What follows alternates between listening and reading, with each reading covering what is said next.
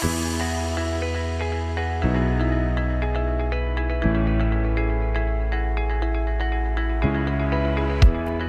voulez investir mais vous ne savez pas par où commencer ? Bienvenue dans Invest Ladies, le podcast pour les femmes qui veulent prendre le contrôle de leur argent. Je suis Catherine, investisseuse passionnée depuis quelques années.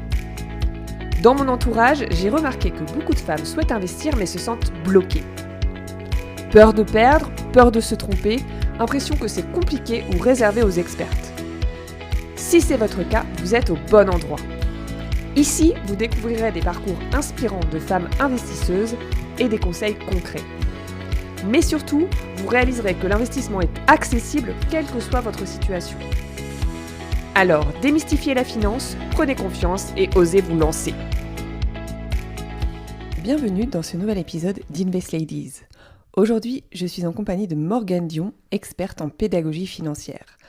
Dans cet épisode, nous revenons sur les bases essentielles à connaître lorsqu'on souhaite débuter ses investissements. L'objectif, vous apporter de la clarté, poser les fondations nécessaires et vous permettre d'avancer avec plus de confiance. Vous allez voir, Morgane a un vrai don pour rendre ces sujets simples, accessibles et concrets, même lorsqu'on part de zéro. C'est un épisode pépite qui, je l'espère, sera vraiment utile pour toutes celles qui hésitent encore à investir, notamment en bourse.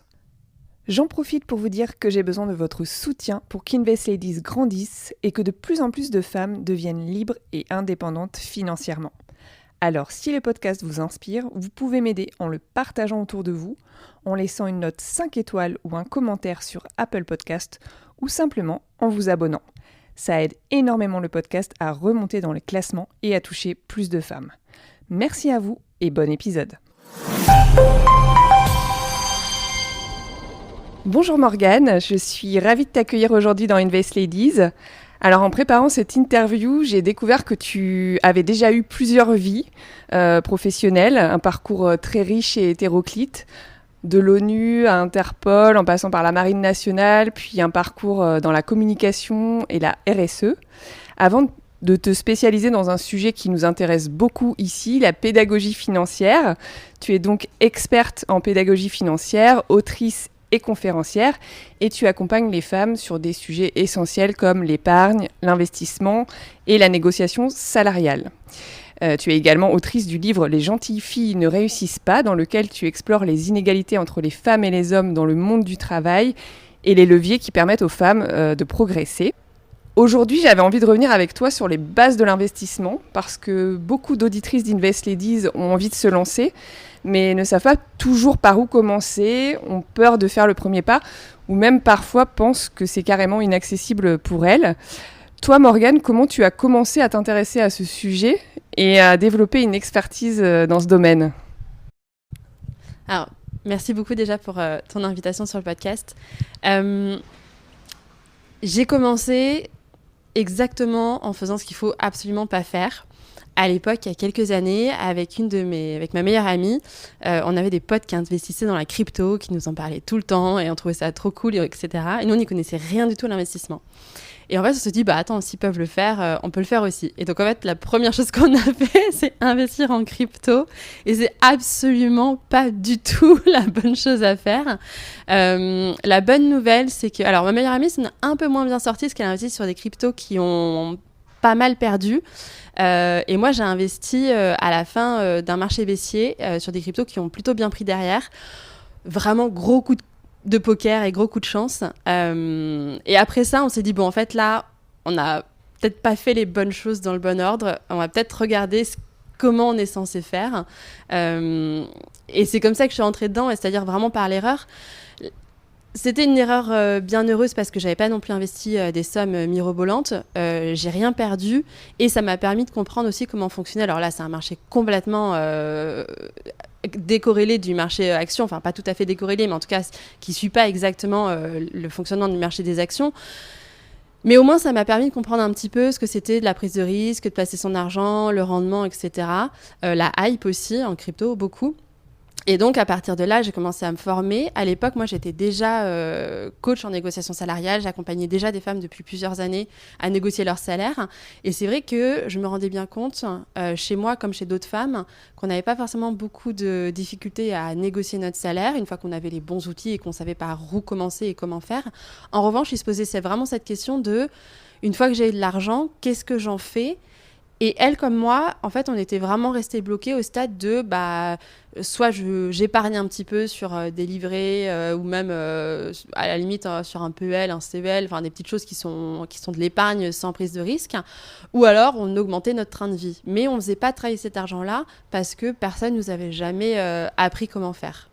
Oui, alors on sait que les femmes investissent globalement moins que les hommes, même si les lignes sont en train de bouger. Et justement, d'après toi, est-ce que c'est avant tout une question de revenus ou plutôt de confiance en soi et de rapport à l'argent, ou peut-être un peu des deux ? Alors, je pense que les deux rentrent en compte, mais pas de la même manière. Les femmes investissent moins que les hommes pour une question d'éducation. En fait, on n'a pas appris aux femmes à prendre des risques, et notamment avec leur argent.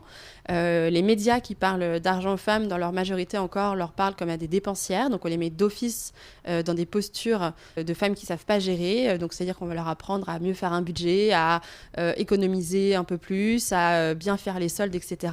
Alors que les hommes, on les place d'office dans des postures d'investisseurs et les médias vont leur parler de rendement, justement de crypto, d'immobilier, etc., des nouvelles applis à la mode. Et donc, même si on a ni les hommes, enfin ni les petites filles ni les petits garçons n'ont forcément d'éducation aux finances, mais par contre les hommes baignent dans un environnement qui les expose à des messages sur l'investissement, à des messages sur le rendement, qui aussi les pousse à prendre des risques. D'ailleurs, beaucoup plus et parfois un peu trop. Et les femmes, elles, au contraire, sont gardées dans des postures de faut pas prendre de risques, faut rester dans les petites cases. Et aussi parce que la société n'aime pas les femmes qui ont de l'argent, parce que les femmes qui ont de l'argent, c'est les femmes qui ont du pouvoir et qui sont capables de changer l'économie, qui sont capables de changer la politique. Et ça, la société n'en veut pas. Donc l'éducation joue un rôle fondamental là-dedans. Et d'ailleurs, c'est pour ça aussi que quand on est parent, c'est fondamental d'éduquer ses enfants à l'argent de manière générale et puis à l'épargne et en grandissant un petit peu plus à l'investissement en tant que tel. Mais c'est vrai aussi que les inégalités de revenus jouent aussi un rôle dans ce que les femmes sont capables de mettre en tant que somme. C'est sûr que quand on gagne moins d'argent, qu'en plus on a plus de frais que les hommes, aujourd'hui les femmes ont des taxes plus ou moins invisibles, la taxe rose, la taxe à l'esthétique, la taxe maternelle aussi, parce qu'on dépense beaucoup plus pour les enfants que ne font les hommes. Et donc forcément, quand on a déjà moins de revenus, beaucoup plus de postes de dépenses invisibles, on a forcément une capacité d'épargne et d'investissement qui est moindre que les hommes. Et donc si déjà de base, les femmes investissent moins et qu'elles investissent en plus petite quantité, forcément, l'écart du patrimoine ne fait que s'agrandir au fil des années. Toi, dans ton expérience dans ce domaine, quelles sont les croyances que tu rencontres le plus souvent chez les femmes, justement, les blocages ou les peurs ? C'est hyper intéressant parce que quand j'ai commencé à enseigner l'investissement, j'étais persuadée que j'allais tomber sur des femmes qui n'avaient pas confiance. Et en réalité, la confiance, c'est pas du tout le premier de leur blocage. Au contraire, je tombe sur des femmes qui déjà ont pris conscience qu'elles avaient besoin d'investir, qui manquent pas de confiance en elles ou dans leur capacité d'investissement, mais par contre qui savent pas comment ça fonctionne, qui effectivement vont croire qu'il faut beaucoup d'argent pour investir, qui vont croire que la prise de risque en investissement, ça signifie tout perdre, qui vont croire que les véhicules d'investissement sont compliqués à comprendre ou que ça va prendre beaucoup de temps. Donc c'est pas du tout une question de confiance, mais vraiment de concrètement par où on commence. Et en fait, finalement, une fois qu'on leur montre le fonctionnement, qu'on démystifie un petit peu les idées reçues sur nous en fait ça a un petit coup d'entrée de se former un peu, de choisir sa stratégie, ensuite de trouver les bons courtiers pour faire ses placements, etc. Mais une fois le coup d'entrée passé, leur montrer que ça prend 10 minutes par mois pour un peu checker ce qui se passe, leur montrer qu'on peut investir selon les supports parfois à partir de quelques euros, leur montrer qu'en fait la prise de risque, il y a toujours une prise de risque, mais elle se gère, elle s'anticipe, qu'en fait la prise de risque, c'est pas forcément tout perdre, c'est aussi qu'est-ce que moi je suis capable d'affronter émotionnellement. Donc il n'y a pas que la question du risque du marché, il y a aussi la question de la gestion de soi-même. Et une fois qu'on leur explique un petit peu tout ça et les mécanismes, en fait moi je dis toujours que investir, c'est 90% de l'émotionnel et 10% de la connaissance. Et une fois qu'elles ont compris ça, en fait on se rend compte qu'il n'y a pas du tout de question de confiance. Elles ont un petit peu besoin qu'on les prenne par la main pour valider que ce qu'elles font, ou en tout cas le plan qu'elles ont en tête, ça tient la route. Mais à partir de là, après ça roule quoi. Alors, on sait qu'avant d'investir, il est conseillé d'avoir une épargne de précaution de 3 à 6 mois de salaire, voire plus si on a besoin de se sentir plus en sécurité. Et puis aussi rembourser les crédits conso s'il y en a pour repartir sur des bases saines. Je vois beaucoup de femmes autour de moi qui ont ce premier blocage de dire « je n'ai pas encore constitué mon épargne de précaution, donc je ne peux pas commencer à investir ». Est-ce que tu as des conseils pour passer déjà cette première étape avant de pouvoir commencer à investir ?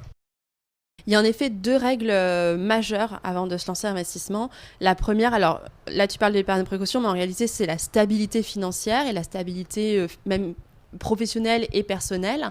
Et la deuxième, c'est effectivement les dettes. Alors celle sur les dettes, c'est très clair. Du moment qu'on a des dettes qui ont un taux d'intérêt qui est de plus de 7%, il faut d'abord, alors de toute façon on est obligé de rembourser ses dettes, mais en tout cas si on a une capacité d'épargne et d'investissement, il faut d'abord l'allouer à l'accélération du remboursement de ses dettes, simplement parce que historiquement sur les marchés, on ne pourra pas faire un rendement plus important que ce que le taux d'intérêt de la dette nous coûte. Donc il vaut mieux accélérer le remboursement des dettes plutôt que d'investir son argent. Ça, c'est le premier point. Le deuxième point, effectivement, sur l'épargne de précaution. Donc, l'épargne de précaution, elle est là pour pallier si on a des dépenses qui sont imprévues. C'est-à-dire, donc, c'est pas partir en vacances, c'est remplacer le frigo qui tombe en panne, c'est le serrurier parce qu'on a oublié ses clés à l'intérieur. Donc, en fait, tout ce qu'on ne pouvait pas prévoir, vraiment, ça nous tombe dessus. Et effectivement, là aussi, donc 3 à 6 mois, ça dépend de la situation. Ça dépend. Moi, j'ai créé un outil qui vient calculer les points de vulnérabilité. Sur le niveau familial, émotionnel, professionnel, financier, etc. Donc plus on est dans une situation qui est peu stable, c'est-à-dire par exemple quelqu'un qui est freelance ou qui est intermittent ou qui est sur un secteur qui recrute pas beaucoup, en tout cas qui a une instabilité professionnelle, si on a des enfants à charge, si on n'a pas de soutien familial chez qui retourner vivre si jamais il y a un problème financier. Voilà, plus on est dans ce genre de situation, plus on va être plutôt du côté instabilité et donc plus on va plutôt aller sur 6 mois, voire parfois certaines personnes qui même d'un point de vue émotionnel ont besoin d'un peu plus, on peut monter à 7, 8 et alors quand on est indépendant, on peut même aller un petit peu plus loin. Et au contraire, quand on est dans une situation plutôt stable, CDI, secteur qui recrute bien, un conjoint à la maison ou une conjointe qui a aussi des revenus qui permettent de faire vivre le foyer, pas d'enfants, qu'on n'est pas endetté, qu'on n'est pas souvent à découvert, etc. Là, on peut aller plutôt vers du 3 mois. Et en fait, je pense que là, il faut mettre un tout petit peu de... Enfin, peut-être mettre un peu de flexibilité dans cet exercice, c'est que c'est pas parce qu'on n'a pas son épargne de précaution entièrement construite qu'on ne peut pas investir. Ce qu'il faut, c'est avoir une sécurité, il faut avoir déjà une bonne base construite, mais on peut très bien commencer à épargner des petites sommes tout en continuant à construire son épargne de sécurité. Je pense qu'il faut que chacune trouve midi à sa porte, c'est-à-dire que si effectivement on est dans une certaine stabilité, qu'on n'a jamais découvert, qu'on a une gestion de son budget plutôt saine, même si on n'a pas encore allé ces 4 mois qui sont faits, même si on a par exemple 2 mois, c'est vraiment un exemple, on peut très bien se dire, ma capacité d'épargne et d'investissement, je la loue à 80% sur continuer à construire mon épargne de précaution, et les 20% restants, je commence à les investir, et plus l'épargne de précaution arrive vers le terme, c'est-à-dire là, dans mon exemple, les 4 mois, et plus je commence à inverser les pourcentages de répartition de mon épargne de précaution. Et c'est tout à fait possible, et surtout, c'est même préférable parce qu'en fait, investir, alors là, je parle notamment investissement sur les marchés financiers, en fait, plus tôt on investit et plus on laisse le temps au marché, notamment quand on est dans des stratégies de capitalisation, plus on laisse le temps au marché de faire son jeu et aux intérêts composés de faire leur effet. Et il vaut mieux investir plutôt avec des plus petites sommes que attendre d'être 100% prête, et je mets des gros guillemets, et d'investir avec une plus grosse somme. Et les calculs le montrent, quand on fait les simulations, on voit bien que c'est beaucoup plus intéressant. Donc, sécurité avant tout, mais ça ne veut pas dire qu'on ne peut pas commencer avec des petites sommes. Alors, on sait qu'avec l'inflation actuelle, laisser son argent dormir sur un livret A, c'est en réalité s'appauvrir doucement. Est-ce que tu peux nous expliquer le coût de l'inaction ? Alors, je crois que pour expliquer le coût de l'inaction, il n'y a rien de mieux que des chiffres pour bien illustrer. Donc, l'hypothèse que je prends, c'est on place 10 000 euros. On a 10 000 euros aujourd'hui à placer. Hypothèse A, on les place sur un livret A, taux de rendement actuel à 1,5 et on prend en compte l'inflation, environ 2,5% par an. Hypothèse B, je les place en bourse à 6% net, ce qui historiquement est un rendement tout à fait correct. Et on va calculer sur 10 ans ce qui va se passer. Donc sur mon livret A, mes 10 000 euros que je place aujourd'hui, dans 10 ans, avec l'inflation, ça n'aura plus la valeur que de 9 500 euros. en bourse, mes 10 000 euros que je place aujourd'hui en bourse à 6%, alors forcément en prise de risque, faut quand même le dire, mais je les place aujourd'hui, 6% net de rendement, 17 900 euros dans 10 ans. Et si on veut aller encore plus loin, on peut utiliser la règle de 72, qui est une règle en fait qui permet de savoir en combien de temps approximativement un montant placé peut doubler en fonction du rendement du placement sur lequel on le met. Donc si je mets ces 10 000 euros sur mon livret A, il va falloir 48 ans pour les doubler, alors que si je les mets en bourse à 6% net, il ne me faudra que 12 ans. Donc je pense que les chiffres ils sont assez parlants et on voit bien effectivement que ne pas placer son argent, c'est passer à côté du rendement potentiel et surtout ce fameux effet d'intérêt composé où ça va travailler pour soi-même. Entre 12 et 48 ans pour doubler, c'est énorme la différence. Et finalement, avec les chiffres que tu donnes, on se rend compte aussi que c'est plus risqué de laisser son argent dormir sur un livret A que de le mettre en bourse parce que quand on fait un placement sur le long terme, le risque il est quand même lissé aussi. Alors, c'est toujours risqué de placer son argent. De toute façon, ça, faut quand même être très clair. Quand on le place sur un livret A, il y a le capital, il est garanti. Donc ça, il n'y a pas de risque de perte de capital. En revanche, ce qui est garanti aussi, c'est la perte de la valeur de l'argent. C'est-à-dire qu'à la fin, on a toujours le même montant sur le compte en banque. Par contre, ça permet d'acheter moins de choses que ce qu'on peut acheter avec cet argent aujourd'hui. Donc, de toute façon, investir sur un livret A, il y a un risque qui est garanti, c'est la perte de la valeur. Investir en bourse, il y a un risque potentiel. Et ça, il faut quand même être très clair. On est obligé de le dire. Investir comporte toujours des risques de perte en capital. Et les performances passées ne présagent jamais des performances futures. Mais cela dit, quand on regarde historiquement les marchés boursiers, sur des périodes de 15 ans, historiquement, on a 99% de chances de sortir positif. Et quand on monte à 20 ans, c'est 99,99. Donc, historiquement, et je précise quand même bien historiquement, en bourse, on est gagnant sur le long terme. Et les périodes que je viens de citer, ça comprend des périodes de crash boursier, notamment 2008, la crise du pétrole, etc. Donc, effectivement, de toute façon, le risque de perte de valeur, il est garanti quand on épargne sur des livrets. Le risque de perte en bourse, il est potentiel, mais le potentiel de rendement est aussi bien plus élevé. Alors, on va passer à des questions un peu plus tac au tac, questions-réponses. Si une auditrice dispose de 100 euros par mois à investir, alors je sais que ça va être compliqué, tu n'as pas forcément le contexte global de la personne, mais qu'est-ce que tu lui conseillerais ? Alors, la première chose, c'est que je ne conseillerais rien du tout parce que je ne fais pas de conseils en investissement, je fais de la pédagogie. Ça, c'est le premier point. On va plutôt dire si moi j'avais 100 euros à investir, qu'est-ce que je ferais ? Alors, c'est très compliqué de répondre à cette question parce qu'en réalité, il faut toujours repartir de la personne qui investit. Il faut toujours repartir des objectifs qu'on se fixe. Investir pour financer un tour du monde dans 5 ans, c'est pas du tout la même chose que de financer pour se faire une complémentaire retraite ou pour financer une reconversion dans 3 ans ou pour financer les études des enfants dans 15 ans. Ça n'a rien à voir. Déjà, l'objectif en tant que tel, mais surtout l'échéance de l'objectif. Et ça, c'est hyper important. Un objectif doit toujours venir avec une échéance. Moi, je dis toujours, si on a un objectif d'investissement sans échéance, en fait, c'est un vœu qu'on fait. Par contre, un objectif d'investissement avec une échéance, ça, c'est un plan. Et pourquoi c'est hyper important ? Parce que l'échéance, elle va permettre de savoir quel est le niveau de risque qu'on peut prendre avec son argent et aussi quel est le placement le plus intéressant d'un point de vue fiscal. Il faut aussi prendre en compte le profil de risque de la personne. Donc, c'est à la fois sa stabilité et sa sécurité financière.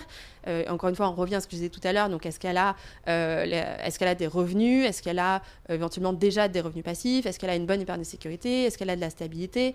Est-ce qu'elle peut retrouver un travail facilement, etc. Donc, ça, c'est vraiment le côté sécurité de la personne. Et après, il y a le côté personnalité. Est-ce que la personne est capable de faire face aux fluctuations du marché ? Ou au contraire, est-ce que c'est quelqu'un qui est beaucoup plus prudent ? Ça, c'est parfois difficile à le savoir tant qu'on n'a pas commencé à investir. Souvent, on peut se dire, moi, je suis hyper prudente, et en fait, se retrouver devant des marchés qui fluctuent dans tous les sens et se dire, en fait, ça va, je gère très bien, j'ai pas peur. Et inversement, se dire, moi, je peux y aller à fond. Et en fait, dès que le marché commence à baisser, on panique et on vend dans la panique. Et là, par contre, on a vraiment perdu. Donc, il faut prendre en compte, évidemment, tous ces éléments-là. Donc, c'est un peu compliqué pour moi de dire par quoi il faut commencer, enfin, où l'investir. Par contre, par quoi commencer, c'est on pose son objectif, on pose son échéance, on calcule son profil de risque, on prend tout ça en compte, on regarde les placements qui existent, on voit quels placements correspondent à ces éléments-là, donc horizon temporel, prise de risque, etc. Et là, on peut ensuite commencer à chercher un courtier ou une banque chez qui investir. Mais je pense que l'erreur numéro 1 que font les personnes quand elles veulent investir, c'est de commencer en se disant quel est le bon placement, enfin, quel est le placement qui va le mieux fonctionner. Déjà, il n'y a pas de placement qui est meilleur qu'un autre. Il y a des placements qui sont plus ou moins bons en fonction des objectifs qu'on veut, en fonction de ce qu'on va chercher. Est-ce qu'on cherche quelque chose qui grossit sur un moyen terme avec beaucoup de sécurité, ou est-ce qu'on va chercher quelque chose qui grossit en prenant beaucoup de risques sur du très long terme? Est-ce qu'on cherche quelque chose qui va nous apporter un avantage fiscal, ou est-ce qu'au contraire, ça n'a pas trop d'intérêt parce qu'on ne paye pas beaucoup d'impôts aujourd'hui? En fait, il y a plein d'éléments à prendre en compte avant même de se poser la question de quel est le placement. Et après, les personnes se disent souvent, ok, bon, j'investis dans une assurance vie, j'investis dans un PER, j'investis dans un PEA, mais en fait, il n'y a pas que ça à prendre en compte. Il y a aussi dans quoi on investit au sein même de ces enveloppes. Et ça, c'est la deuxième erreur que je vois souvent, c'est les gens qui ne savent pas, c'est pas de leur faute, c'est juste qu'on leur a jamais appris, mais qui ne connaissent pas la différence entre un actif et l'enveloppe d'investissement. On peut très bien investir dans exactement la même action dans un PEA ou dans une assurance vie ou dans un compte titre et en fait pas avoir du tout le même rendement net à la fin parce qu'il va y avoir de la fiscalité, parce qu'il va y avoir des frais qui seront différents, etc. Donc il faut aussi bien comprendre au sein de cette enveloppe-là dans quoi on place son argent, comment on l'équilibre entre des placements qui sont un peu plus safe, par exemple dans une assurance vie, dans des fonds euros, versus des placements un petit peu plus risqués, les unités de compte. Donc, en fait, il y a plusieurs questions à prendre en considération. Et c'est jamais en commençant par se dire quel placement je prends. C'est toujours moi, qui je suis, où je veux aller. Et en fait, l'investissement, c'est le chemin entre ces deux points-là. Merci pour cette mise au point. Mais justement, quand on débute, c'est parfois difficile de s'y retrouver entre l'assurance vie, le PEA, le compte titre ou même l'immobilier. Alors, je sais que tu ne donneras pas de conseils en investissement, mais comment tu peux conseiller quelqu'un qui débute pour se repérer un peu dans tout ça et savoir ce qui est adapté à sa situation? Alors, la partie connaissance des produits, si je peux dire, c'est vraiment la partie un peu la plus simple. Il suffit d'avoir des fiches en fait qui récapitulent tel actif il a fait historiquement tel rendement, ça permet d'investir dans tel type, enfin ça a tel type de fonctionnement, une obligation c'est ça, une action c'est ça, les placements, ok, bon bah l'assurance vie, la fiscalité après 8 ans c'est ça, le PEA après 5 ans c'est ça, bref, ça c'est vraiment des fiches un peu pratiques, j'ai envie de dire. Ça se trouve plus ou moins n'importe où, c'est pas la partie la plus compliquée. La partie la plus compliquée, ce que je disais, c'est vraiment de se dire, en gros, c'est quoi mon profil de risque, hein? Parce qu'il faut comprendre comment on réagit face à l'investissement.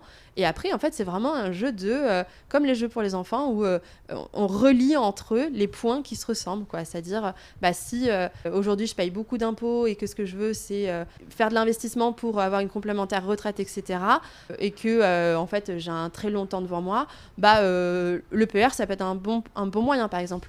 À l'inverse, j'ai ce même objectif, mais je ne paye pas beaucoup d'impôts aujourd'hui. Bon, le PER, du coup, j'ai pas trop d'avantages fiscaux. Peut-être que l'assurance vie, c'est plus intéressant. Donc, en fait, c'est toujours ça. C'est vraiment juste, on a d'un côté un dispositif, on a les récapitulatifs des placements et des actifs. De l'autre côté, on a fait ce travail sur son profil de risque et ensuite, on relie les points entre eux. Donc, ça demande du travail sur soi, ça demande un petit peu de formation. C'est bien de passer par... alors évidemment, je vais parler pour moi, je vais dire de suivre mes formations, c'est évident, mais les miennes ou celles d'autres personnes, il y a aussi des choses sur YouTube, etc. Ce que je dirais par contre en revanche, c'est attention, ne pas faire confiance aux intelligences artificielles. Moi, je le vois régulièrement où en fait, elles n'ont pas les bonnes informations parce que ça n'a pas été mis à jour encore, enfin le corpus n'a pas été mis à jour encore, etc. Donc, ne pas faire confiance aux intelligences artificielles pour ça.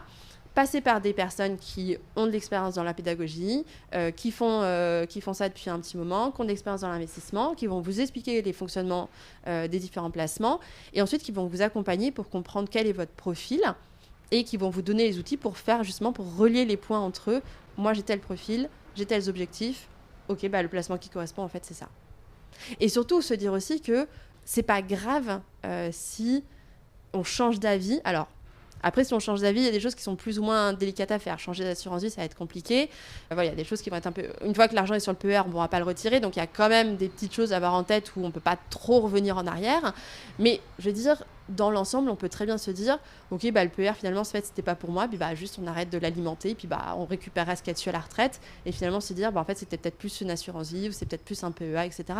On peut changer. Les PEA, on peut changer de courtier. Voilà. Donc, il faut aussi se dire que le plan, il n'est pas forcément fixé dans le marbre. On peut avoir aussi des changements de vie. On peut avoir, l'arrivée des enfants, un mariage, la perte d'un conjoint, la perte de parents qui vont faire qu'on remet en question la stratégie. Et c'est une bonne chose de revenir dessus. Donc, Faut pas non plus se dire que notre plan d'investissement aujourd'hui, il a vocation à ne jamais changer. Au contraire, il a vocation à changer et à s'adapter à notre vie à nous. Faut-il attendre le bon moment pour investir ? C'est une excellente question. Si quelqu'un connaît le bon moment, je veux bien qu'il m'appelle. Je te laisse, enfin, t'as mon numéro de téléphone, tu leur donnes. Si quelqu'un connaissait le bon moment pour investir, en fait, il y aurait beaucoup plus de gens qui seraient très riches. On ne sait jamais quel est le bon moment. Si on met de côté la partie j'ai mes bases, j'ai la sécurité, etc. D'accord ? Mais vis-à-vis du marché, on ne sait jamais quel est le bon moment. On ne sait pas ce que le marché veut faire. Le marché, c'est cyclique, donc on sait qu'il y a des variations qui vont plus ou moins... Voilà, il y a des hausses, il y a des baisses, de manière très rapprochée. Puis il y a des hausses et des grosses baisses aussi, de manière cyclique. Mais personne ne sait ce qui va se passer. Même les plus grands investisseurs, par exemple Warren Buffett, il investissait dans des ETF, voilà, de manière régulière, sans chercher à timer le marché. Et ça, c'est hyper important. Il ne faut jamais chercher à prédire ce que va faire le marché, parce que là, par contre, on est sûr de tout perdre. C'est impossible. Alors maintenant, peut-être qu'on va investir demain et qu'en fait, après-demain, il y a un crash. Bon, ça, malheureusement... alors, il peut y avoir des indicateurs, pardon.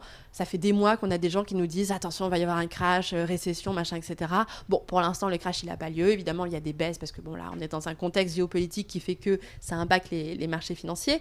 Mais j'ai envie de dire, des baisses et des hausses, il y en a tout le temps. Et si on attend le bon moment, ou en tout cas, ce qu'on pense va être le bon moment, en fait, on n'ira jamais. Parce qu'il y aura toujours quelque chose. Le marché, il baisse de toute façon tout le temps. Il y a des actions qui perdent. Il y a des... Alors, les obligations, c'est un peu plus safe, mais la Grèce, ceux qui avaient des obligations près de la Grèce, malheureusement, ça ne s'est pas très bien passé pour eux. C'est pas possible de le prédire. Donc, il faut y aller en ayant connaissance des risques, en ayant aussi les bonnes méthodes pour gérer ce risque, à la fois d'un point de vue émotionnel, mais aussi d'un point de vue de stratégie. Donc, on investit que l'argent qu'on est d'accord de perdre.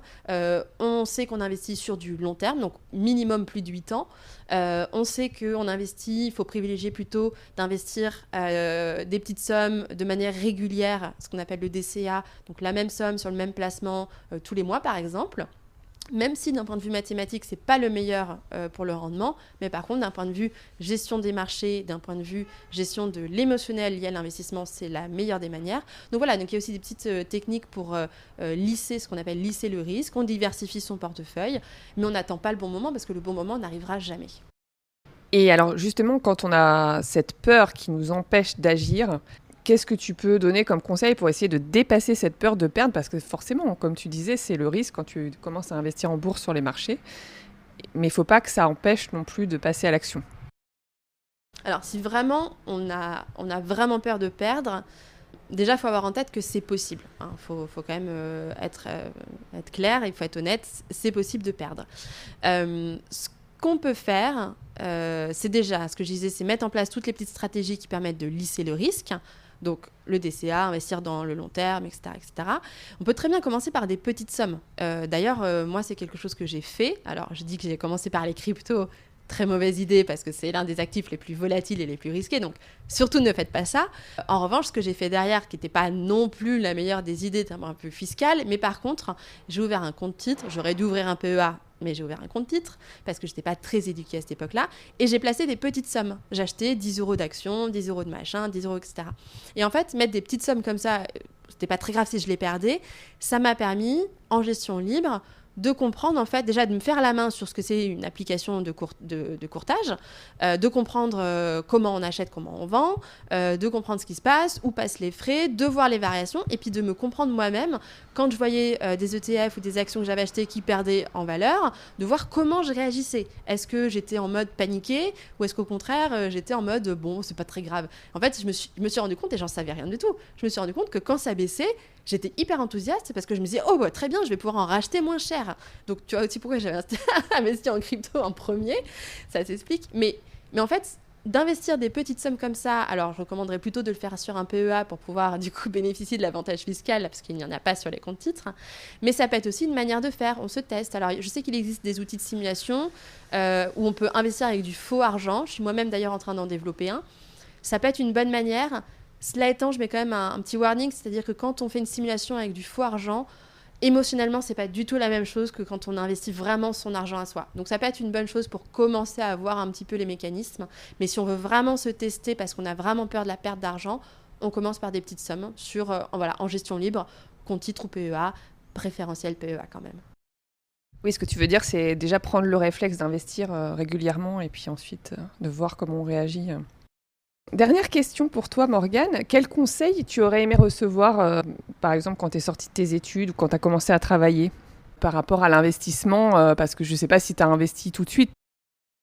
Alors moi, j'ai commencé à investir dans ma trentaine, donc un peu tardivement si on prend le cycle d'un investissement, mais il n'est jamais trop tard. Je veux dire d'ailleurs aux auditeurs et aux auditrices qui ont plus de la quarantaine, la cinquantaine, ça peut arriver d'avoir des personnes qui se disent « Ah bah là, il est trop tard ». Non, il n'est jamais trop tard. Le meilleur moment pour investir, c'était hier. Le deuxième meilleur moment, c'est aujourd'hui. Moi, j'avais jamais entendu parler de l'investissement. Il s'avère aussi que j'étais en très grande précarité quand j'étais étudiante. Bon, bref, je ne vais pas épiloguer dessus, mais ne serait-ce que toucher un salaire, pour moi, c'était un truc de malade. Mais je ne touchais pas un très bon salaire. Je n'avais jamais été éduquée sur la gestion financière, donc j'épargnais, mais je plaçais pas mon argent, quoi. Il était, soit c'était en compte courant, soit c'était dans une tirelire, soit en livret A, donc vraiment le truc classique. Et en plus, j'épargnais pas non plus des mille et des cents. Et j'aurais bien aimé que quelqu'un me dise l'investissement, ça existe. L'investissement, c'est pas le loup de Wall Street, c'est pas des traders en costard à la bourse de Paris. L'investissement, c'est pour tout le monde, les étudiants, les jeunes actifs, les personnes proches de la retraite. Tout le monde peut investir et juste qu'on m'explique en fait comment faire, quoi, tout simplement. C'est ça que j'aurais vraiment juste voulu. Et c'est vrai que je regrette de ne pas l'avoir fait plus tôt, mais après, j'ai appris à le faire, je le fais. Là où ce dont je suis très fière, c'est que je le fais pour ma fille. J'ai une fille de 3 ans et à sa naissance, on a ouvert une assurance vie, on a mis un capital dessus, tous les mois on met dessus, aux anniversaires à Noël, on demande plutôt aux gens de nous donner de l'argent plutôt que d'offrir des cadeaux dont on sait que la petite, elle en a rien à faire, on met dessus, et en fait, je ne l'ai pas fait pour... Enfin, moi, je n'avais pas cette éducation-là, mais je vais pouvoir la transmettre à ma fille, et je vais pouvoir faire en sorte qu'elle-même, elle parte avec un début de capital qu'elle saura gérer, je l'espère, et donc rien que ça, déjà, je trouve que c'est une bonne revanche sur ce que moi-même, je n'ai pas pu faire quand j'étais plus jeune. Super, ouais, c'est important d'apprendre à nos enfants tout ça. Morgane, tu parlais tout à l'heure de certains outils que tu avais créés. Alors, je crois que tu as créé un outil pour créer son plan d'investissement personnalisé, un autre pour suivre son budget, qu'on soit seul ou en couple. Et tu lances prochainement un programme de 8 semaines pour démarrer en étant coaché. Est-ce que tu peux nous en dire un peu plus ? Donc moi, ça va faire 6 ans maintenant que je fais de la formation à l'investissement et aux finances personnelles, surtout en webinaire ou en formation en micro, ce qu'on appelle en micro-learning. Et là, ça va être la première fois que je lance des programmes. Donc ça va être un programme qui s'appelle Elles investissent. C'est un programme sur 8 semaines où toutes les semaines, il y a des vidéos guidées sur des thématiques. On fait des lives ensemble. Il y a des exercices et des outils qui sont mis à disposition. On débrief. On crée une petite communauté de cohortes. On s'entraide les unes les autres. On se passe les bons plans, etc. Donc la première session, elle aura lieu en septembre. Les inscriptions vont ouvrir très bientôt. Et en attendant, effectivement, je fais déjà des masterclass sur les bases de l'investissement de manière régulière. Et j'ai développé plusieurs outils, dont 2 principaux, effectivement, que tu viens de citer. Le premier, c'est un outil pour gérer son budget et faire le suivi de son budget entre ce qu'on avait théorisé et le réel, et voir aussi la répartition. C'est la fameuse méthode du 50-30-20, sauf que je suis un petit peu critique de cette méthode, donc je propose d'autres méthodes dans l'outil, et aussi pour le faire en couple, en fonction de si on fait un partage au prorata avec son conjoint-conjointe, ou un partage au 50-50, ou la fameuse méthode à parts égales qui en fait permet de garder le même montant d'épargne à la fin. Et un deuxième outil qui est un peu genre le master outil, donc j'en suis très fière parce que je les développe moi-même, je les pense et je les développe moi-même et je les mets ensuite en ligne moi-même. C'est un master outil qui s'appelle Mon plan d'investissement et qui justement prend par la main de « Ok, mon objectif c'est ça ». Dans tant de temps, j'aimerais atteindre tel montant de capital à la fin. Et ça nous accompagne de ces objectifs-là en passant par les placements. Donc, il y a des tableaux de placement. Ça permet de montrer quels placements sont les plus couramment utilisés en fonction de l'objectif qu'on veut faire. On peut choisir si on veut une stratégie de capitalisation ou de dividende. Ça fait des simulations à notre place. On peut ajuster les curseurs pour justement voir si on investissait plutôt tant de capital et tel montant tous les mois, qu'est-ce que ça changerait, etc. Et ça nous aide à construire notre plan nous-mêmes. Et je pense que c'est un outil qui manquait parce que en fait souvent il y a beaucoup de femmes qui ont une connaissance de l'investissement mais qui ensuite derrière savent pas forcément la mettre en pratique, et cet outil il est là justement pour prendre par la main, et même les personnes qui y connaissent rien, on arrive à la fin avec un plan d'investissement qui est adapté à sa situation. On mettra tous les liens en description parce que je pense que ça peut intéresser beaucoup d'auditrices d'Invest Ladies. Toi Morgane, on te retrouve où ? On te contacte où ? Alors, je suis très présente et très réactive sur mon Instagram, The Rich Babe, mais le @ c'est The Smart and Rich Babe, qui était mon nom de départ, mais j'ai un peu changé entre-temps. Évidemment, je vous invite à me rejoindre, je poste du contenu tous les jours sur l'investissement. Et puis, lors des masterclass et surtout la formation, le programme de formation de septembre, elles investissent. Les inscriptions vont s'ouvrir. Super, et écoute, merci beaucoup Morgane d'être venue au micro d'Invest Ladies aujourd'hui. C'était vraiment hyper enrichissant d'avoir toute ton expertise sur ce sujet. Merci à toi et puis bon investissement à toutes. Avant de vous laisser, j'ai une bonne nouvelle pour vous. Suite à cet échange, Morgane a souhaité faire un petit cadeau aux auditrices d'Invest Ladies. Toutes les informations sont disponibles dans la description de l'épisode. Si cet épisode vous a inspiré, n'hésitez pas à laisser un avis et à partager cet épisode avec vos amis. Et surtout, commencez dès aujourd'hui à prendre en main votre avenir financier. On se retrouve prochainement pour un nouvel épisode d'Invest Ladies.